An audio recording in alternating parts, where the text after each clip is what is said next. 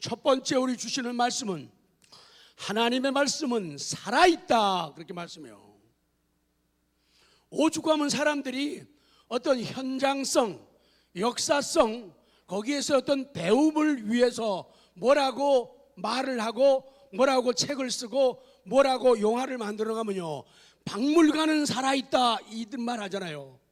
박물관도 살아있다고 사람들은 거기다가 의미를 부여하는데, 하나님 말씀의 특징 가운데 하나는 하나님의 말씀은 살아있다는 그런 사실이죠. 말씀은 살아있다. 하나님의 말씀은 살아있고, 그래서 오늘 그 12절의 이 표현은 이것을 말씀하신, 이것을 발설하신 살아계신 하나님의 생명이 함께하는 천성이다. 천국의 거룩한 성품이고, 그 말씀 자체가 살아있는 능력이며 그 목적 달성을 위해 움직이고 있으며 효과를 나타내고 있습니다. 하나님의 말씀은 하나님의 입술에서 나오는 입기운입니다. 하나님께서 생기를 불어넣으신 거예요. 그래서 지난 시간도 성경은 하나님의 생명, 하나님의 기운, 하나님의 숨결이 들어가 있는 책이다. 그 때문에 성경은 죽은 기록, 죽은 문자가 아니라는 거예요. 성경은 뭐라고요? 죽은 문자가 아니에요. 그러니까 성경이 눈에 들어올 때, 성경이 손에 잡힐 때, 성경이 들려올 때 사람들은 내가 문자 보냈는데 답장을 안 하면 내 문자를 뭐 한다 그래요? 그렇죠. 그러니까 하나님의 말씀은 죽은 문자가 아니기 때문에 절대로 뭐 하면 안 돼요? 씹으면 안 돼요. 살아있는 말씀을 절대로 인간들이 죽이거나 인간들이 동작을 멈추게 하면 절대로 안 된다는 거예요. 절대로 안 되는 거예요. 성경은 기록되어 있는 성경이지만 이것은 죽은 문자가 아니라는 거예요. 살아있는 말씀이라고 우리에게 교훈하시는 거예요. 영적 생명으로 항상 살아있으며 또한 우리를 살릴 수 있는 그런 말씀이라는 거예요. 여러분, 살아있다는 게 뭐죠? 살아있다는 것이 무엇인지를 알기 위해서는 살아있다는 것, 죽었다는 것, 이거하고 비교해 보면 잘 알 수가 있죠. 아무리 생기가 있고 푸르른 풀도 시간이 지나면 다 마릅니다. 아무리 화려하게 피었던 꽃도 시간이 지나면 시듭니다. 살아있는 동화는 푸르고 생기 있고 이쁘고 화려하지만 시간이 지나면 죽습니다. 시간이 지나면 없어집니다. 그것은 잠시뿐이다 라고 말씀을 합니다. 인생도 그렇다는 거죠. 아무리 성공적이고 화려한 인생을 살았던 사람도 내려놓아야 하고, 아름답고 멋있고 건강했던 사람도 이제 곧 죽음 앞에 서야 된다는 진리입니다. 하나님의 심판대 앞에 서야 한다는 사실입니다. 하나님의 말씀은 영원하다. 베드로전서 1장 23절 시작. 너희가 거듭난 것은 썩어질 씨로 된 것이 아니고 썩지 아니할 씨로 된 것이니 살아있고 항상 있는 하나님의 말씀으로 되었느니라. 아멘. 살아있고 항상 있는 하나님의 말씀으로 되었다. 너희들이 거듭났다는 것은, 너희들이 중생했다고 하는 것은 하나님의 생명, 하나님의 생명의 원소, 프린서플, 그 원소가 너희들 안에 들어감으로 거듭나게 되었고 새로운 생명을 가진 것이다. 그것은 그 씨앗이라고 하는 그 생명의 원소는 썩어질 씨로 된 것이 아니라 썩지 아니할 씨로 되었기 때문에 그 말씀을 내가 받게 되면은 그 생명의 씨앗으로 말미암아 그 원소를 받아들임으로 말미암아 우리들이 거듭나서 새롭게 살게 되는데, 이것은 살아있고 항상 있는 하나님의 말씀으로 된 것이다. 그렇게 말씀하는 거예요. 우리의 거듭남, 우리의 중생은 하나님의 말씀으로 되었습니다. 다시 합니다. 그 말씀이 어떤 말씀이라고요? 살아있고, 살아있네 그러세요. 하나님의 말씀이 어떤 말씀이라고요? 앞에다가 액센트를 줘야 돼요. 하나님 말씀이 어떤 말씀이라고요? 살아있네. 하나님의 말씀은 살아있는 말씀이에요. 그리고 그 말씀은 어떤 말씀이냐면 항상 있는 말씀이라는 거예요. 항상 있는 말씀이라. 이 항상 있다는 말씀은요, 우리 보통 할 때 enduring 항상 있다. 그러니까 오래 가는 말씀이다 얘기죠. 지속되는 말씀이다. 그냥 한 번 왔다가 멈추고 스톱하는 말씀이 아니라 이것은 오래 가는 말씀이고 이것은 계속적으로 지속되는 말씀이다. 그래서 이 말씀의 특징을 항상 있는 말씀이다. 그렇게 우리에게 교훈합니다. 자, 베드로전서 1장 24절 시작. 그러므로 모든 육체는 풀과 같고 그 모든 영광은 풀의 꽃과 같으니 푸른 꽃은 떨어진다. 25절 시작. 오직 주의 말씀은 도록 있다 하였으니 너희에게 전한 복음이 곧 이 말씀이다. 주의 말씀은 세세토록 있다. 세세토록 있다는 거예요. 하나님의 말씀은 스탠드예요. 서 있어요. 서 있어요. 그런데 forever. 하나님의 말씀은 영원히 서 있다. 하나님의 말씀은 계속 서 있는 말씀이다. 하나님의 말씀은 언제나 그곳에 있는 말씀이다. 그 얘기예요. 왜 하나님의 말씀이 영원할까요? 살아있는 말씀이니까 그런 거예요. 그래서 영원히 생생한 말씀입니다. 우리가 어떻게 무엇으로 거듭나서 하나님의 백성이 되었습니까? 하나님의 말씀으로 되었다는 거죠. 우리가 어떻게 새 생명을 얻게 되었죠? 말씀으로 된 것이라고 우리에게 교훈합니다. 그래서 오직 하나님의 말씀만이 세세토록 영원한 말씀이에요. 그래서 하나님의 말씀은 살아있는 말씀. 아멘. 그래서 하나님의 말씀은 살아있는 말씀, 읽을 만한 말씀, 생명의 말씀입니다. 만약에 하나님의 말씀이 일시적이고 제한적이고 한계가 있다면 영원한 말씀은 아니에요. 생명의 말씀도 아니에요. 살아있는 말씀은 결코 아니라는 거예요. 우리가 구약시대에 이스라엘 백성들을 이끌었던 그 말씀, 이스라엘 백성들에게 자유와 해방, 그 감격을 약속하셨던 그 약속의 말씀들은 지금 오늘날 우리 신약시대, 오늘날 은혜시대를 살고 있는 우리들을 변함없이 이끌어가는 말씀이고 살아 역사하고 있다. 그래서 그 당시에 주신 하나님의 말씀이라 오늘 나에게 주신 말씀이나 동일한 말씀이라고 우리에게 교훈하는 거예요. 그 하나님의 말씀이 살아서 우리 속에 들어오면, 말씀이 살았기 때문에 살아있는 그 말씀이 내 속에, 내 안에, 내 머릿속에, 내 가슴 속에, 내 삶의 현장에, 내 직업 속에 들어오게 되면은 그 말씀이 우리를 변화시키는 거예요. 들어오면은 일단은 변하게 되는 거예요. 들어오면 어떻게 해요? 일단은 변하게 되는 거예요. 그러니까 안 들어오면은 변하지 않는 거예요. 왜 삶이 변하지 않을까요?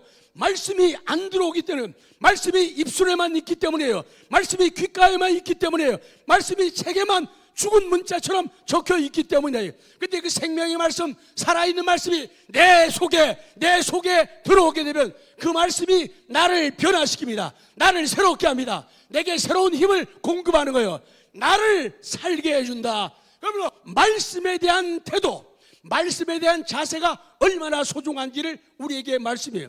만약에 하나님의 말씀이 내 속에 들어와 내 속에서 꿈틀거리고 날 움직이지 않게 되면 신앙생활 허당이 돼요. 신앙생활을 안 하고 교회 생활만 하는 거예요. 교회만 왔다 갔다 하는 거예요. 교회 직분 맡는 거 중요하잖아요. 교회 와서 일하는 거 중요하잖아요. 생명 없으면 의미가 없다는 것이죠.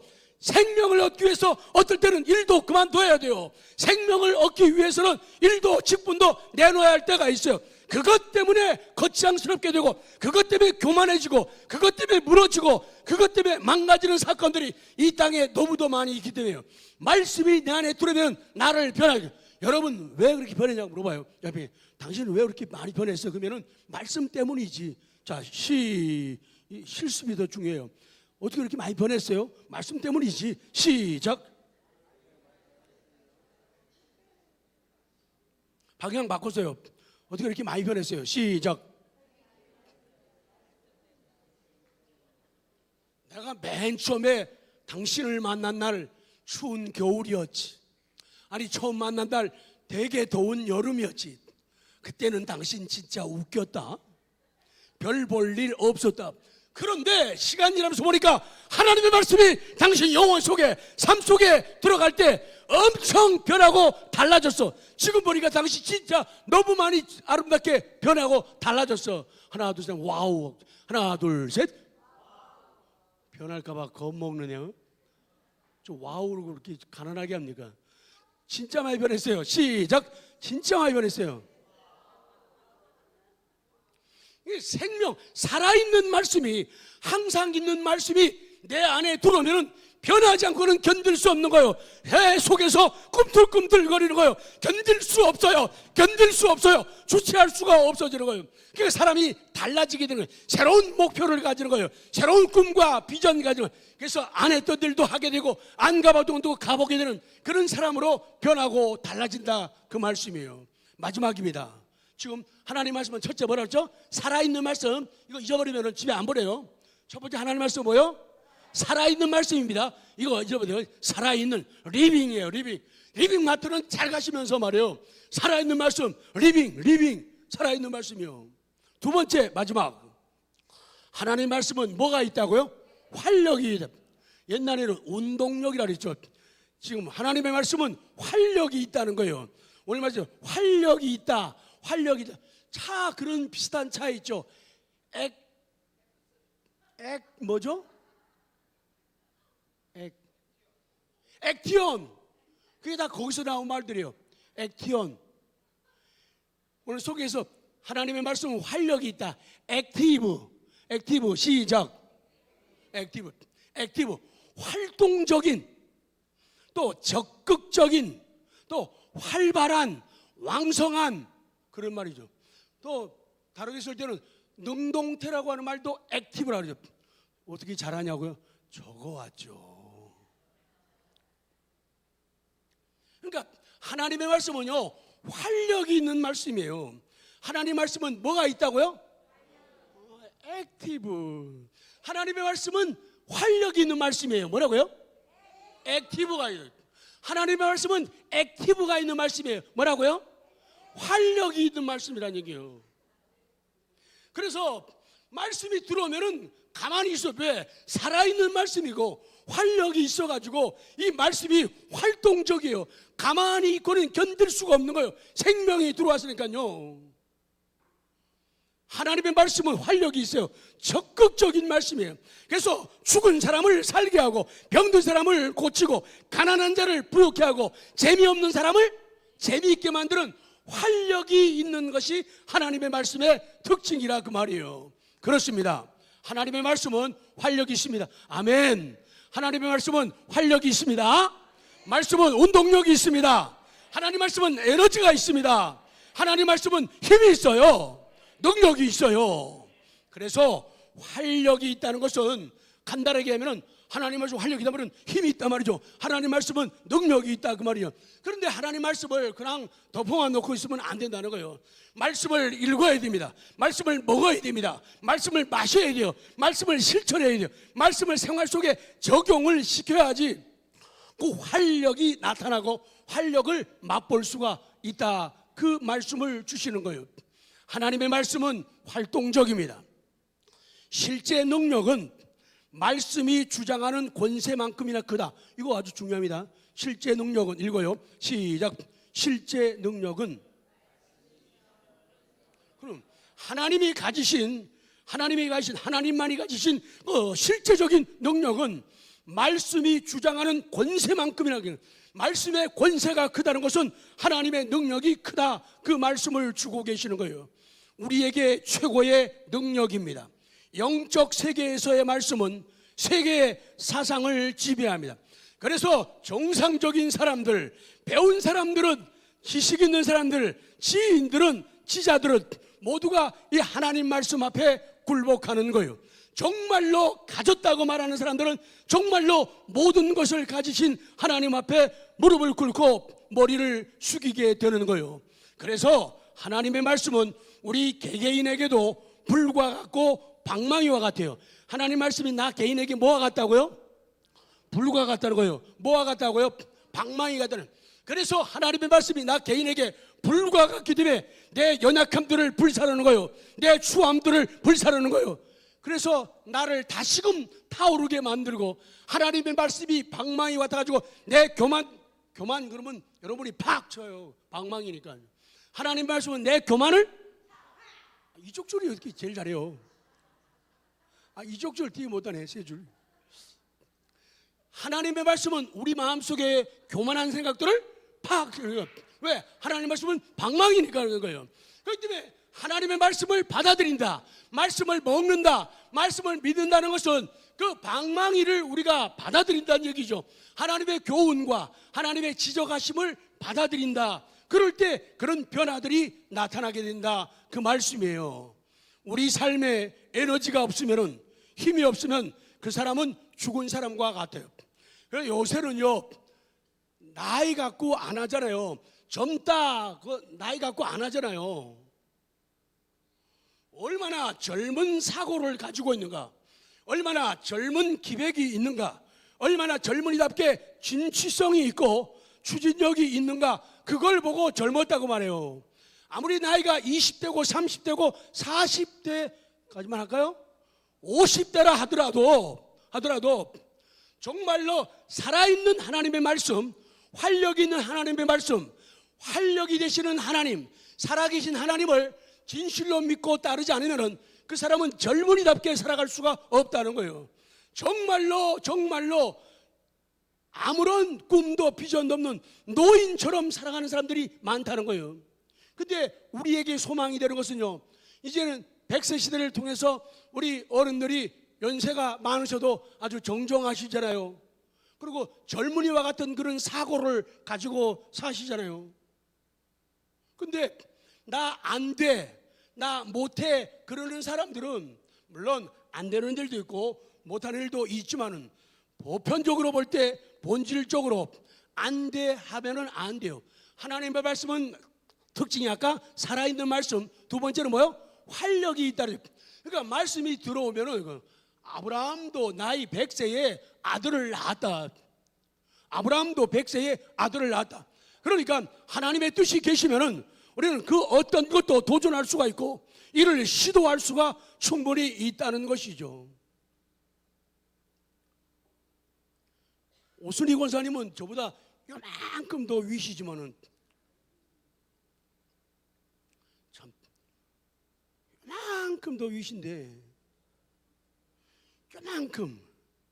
근데 난타 하시잖아요.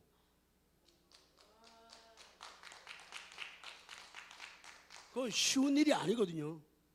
잘하고 못하고 떠나가지고 시도하고 시작한다는 것 자체가 그건 부담이거든요. 근데 정말로 늙은 분들은 가로치고 할 수 있는 분, 못할 수 있는 분 나누어짐, 괄호 닫고. 가장 기본적인 건 그거예요. 그러니까 살아있는 말씀이 내 속에 들어오고 활력이 넘치게 되면은 도전을 해버리고, 도전하다가 안 되겠다면은 그것도 아주 산뜻하게 너 땡큐 그러고 멈추는 거예요. 그렇지 않으면 해보는 거예요.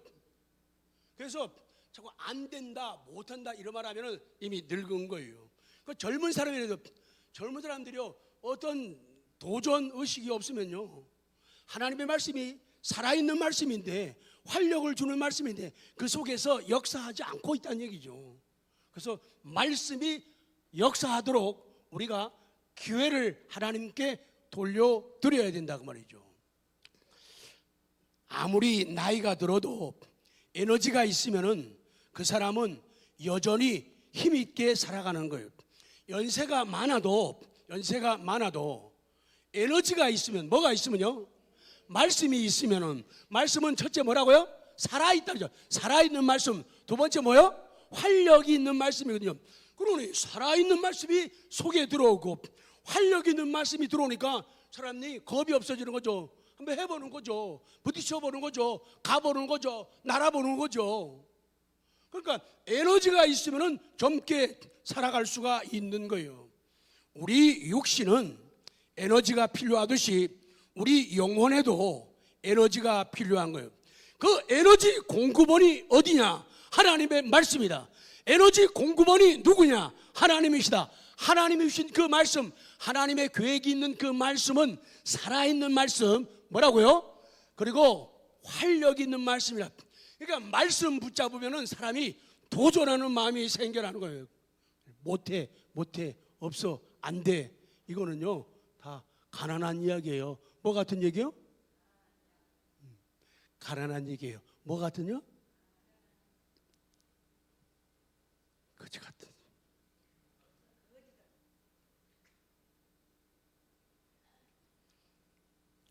그 에너지의 공급원이 바로 하나님의 말씀입니다. 그래서 말씀을 믿어야 한다. 그 말씀을 먹어야 된다. 말씀을 마셔야 된다. 말씀을 입어야 된다. 성경은 그렇게 말씀하는 거예요. 그래서 하나님의 말씀은 밥이에요. 말씀은 밥이에요. 밥이 뭐라고요? 말씀이에요. 생명의 떡이에요. 뭐가요? 하나님의 말씀이. 생명의 빵이에요. 뭐가요? 하나님의 말씀. 더 좋아하는 게 뭐예요? 피자. 구구 피자나 그 화덕에 굽는 피자가 뭐죠? 여러분은 못 잡숴봤죠? 고르곤졸라. 말씀을 그래서 먹어야 돼요. 말씀이 밥이에요. 말씀이 떡이에요. 말씀이 생명이에요. 사람이 무엇으로 사는가?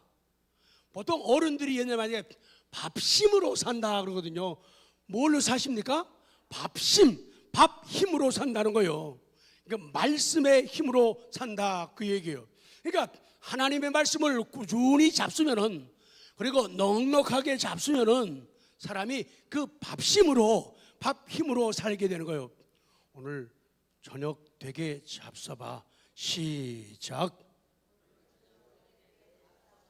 오늘 조금 잡수고 가면은 배고프단 말이죠. 오늘 하나님의 말씀을 말씀이 밥이고 떡이고 빵이니까 밥 되게, 식사 되게 잡수셔야 된다 그 말씀이에요. 육신의 다이어트는 이해가 되지만 영적인 다이어트는 뭐예요? 금물이에요. 영적인 다이어트는 절대로 하면 안 돼요. 하나님 말씀은 계속 공급받고 먹고 마시고 잡수고 그래야 되는 거예요. 우리가 밥을 먹어야 그 힘으로, 그 에너지로 살 수가 있습니다. 우리가 살아갈 영적 에너지를 무엇으로, 누구로부터, 어디로부터 공급받을 수 있느냐? 하나님의 말씀이에요. 왜 내 신앙에 힘이 떨어졌습니까? 왜 내 영적인 힘, 영력이 떨어졌습니까? 왜 지금 내가 영적으로 침체가 되었습니까? 그것은 하나님의 말씀을 바르게 먹지 않고 바르게 공급을 받지 않기 때문에 그런 일들이 벌어진다는 거예요. 우리 주변을 보면은 정말로 어려움이 많은데도 넉넉하게 견디고, 넉넉하게 이기고, 넉넉하게 노래하고, 넉넉하게 춤추며, 넉넉하게 즐기는 사람들이 너무도 많이 있습니다. 그런데 왜 자주 흔들릴까요? 그렇다면 우리를 돌아보라는 것이 오늘 하나님의 말씀이 저희에게 주는 교훈입니다. 돌아봐야 돼요. 영적인 건강 검진을 해야 돼요. 영적인 진찰을 해봐야 돼요. 그래서 병원에 가게 되면 의사 선생님이 제일 먼저 하면 진찰할 때 그래 그러고는 불 비추면서 그거 가지고 혓바닥부터 본단 말이죠. 그 말하는 거 보면은 말씀이 있는가 없는가를 알게 돼요. 영적인 건강검진, 영적인 진찰을 해야 돼요. 혹 하나님의 말씀을 읽을 때에, 하나님 말씀을 적을 때에, 하나님 말씀을 들을 때에 그 말씀이 나에게 활력으로 다가오는가, 살아있는 말씀으로 다가오는가를 돌아보라는 거죠. 혹시 하나님의 말씀을 보면서, 말씀을 들으면서 사람의 말로 들리거나 인간적인 말로 들리거나 인간의 사고와 인간의 윤리와 인간의 방법으로서 다가온다면은 우리는 문제가 있는 신앙이에요. 이거는 검진해야 되고 치료를 해야 되고 아니면 수술까지도 해야 되는 상황이 된다는 거예요. 하나님의 말씀을 들을 때, 자 마지막입니다. 말씀을 들을 때 말씀 듣는 게, 하나님 말씀은 아까 첫 번째 뭐죠? 살아있다 그랬죠. 두 번째 뭐죠? 활력이다. 이거 잊으면 안 돼요. 자, 하나님 말씀은 첫째 뭐요? 살아있다. 두 번째는 활력이 있다. 그래서 이 말씀을 잘 들어야 되는데, 잘 들을 때 성령이 임하신다. 사도행전 10장 42절부터 시작. 우리에게 명하사 백성에게 전도하되 하나님이 살아있는 자와 죽은 자의 재판장으로 정하신 자가 곧 이 사람인 것을 증언하게 하셨고, 그에 대하여 모든 선지자도 증언하되 그를 믿는 사람들이 다 그의 이름을 힘입어 죄사함을 받는다 하였느니라. 44절. 베드로가 이 말을 할 때에 성령이 말씀 듣는 모든 사람에게 내려. 아멘. 44 시작. 베드로가 이 말을 할 때에 성령이 말씀 듣는 모든 사람에게 내려오시니, 이거요. 성령이 말씀 듣는 모든 사람에게 내려. 성령께서 말씀 듣는 그 메시지를 듣고 있는 모든 사람들, 그들에게 came on, 등장하셨다, 오셨다 그 말이에요. 그러니까 말씀을, 메시지를 듣고 있는 사람에게 성령이 임하시는 거예요. 그러니까 말씀을 듣지 않으면은, 하나님 말씀을 바르게 듣지 않고 바르게 들려오지 않으면은 성령의 임재는 없고 성령의 역사가 내 안에 충만할 수가 없다는 거예요. 그러니까 설교 듣는 데서, 성경을 읽는 데서 신앙은 판가름 나고 있다. 하나님을 어떻게 대하는가, 성경 말씀을 어떻게 대하는가, 이걸 보면은 그 사람의 인격을 알게 되고 그 사람의 믿음 정도를 알 수가 있다. 그렇게 말씀하는 거예요. 성령은 하나님이시고 능력이시고 생명이시고 힘이시며 변화와 개혁과 갱신의 힘이에요. 그 성령님이 오시려면은, 성령님이 내 마음속에, 우리 삶의 현장에 came out, 들어오시고 등장하게 하시려면은 하나님 말씀을, 메시지를 들으라는 거예요. 잘 들어야 돼요.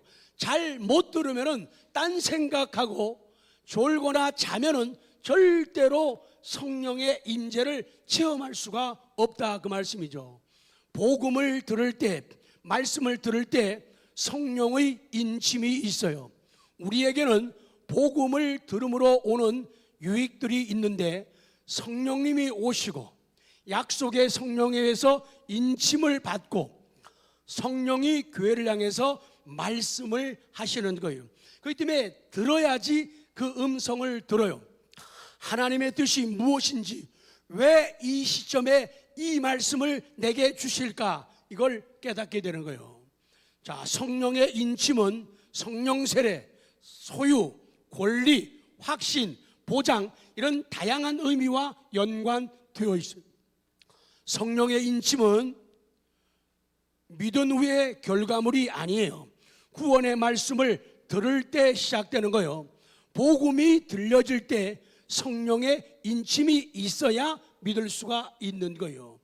성령의 인침, 도장을 찍는다 그 말이죠. 인침, 도장을 찍듯이 우리가 가지는 구원, 가지고 있는 이 구원을 확증하고 담보해 주시는 것, 이거를 성령의 인침이라요.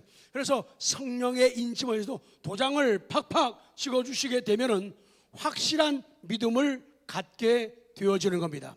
결론입니다. 그렇습니다. 그 말씀이 전해지고 그 말씀이 들려질 때 그 말씀 가운데 역사하시는 성령의 강력한 역사가 일어나는 거예요. 그래서 성령의 강력한 역사가 있을 때, 자, 아멘으로 화답합니다. 성령의 강력한 역사가 있을 때 구원이 일어납니다. 변화가 일어납니다. 회복이 주어집니다. 치유가 일어납니다. 기적이 일어납니다. 승리자가 되어집니다. 아멘.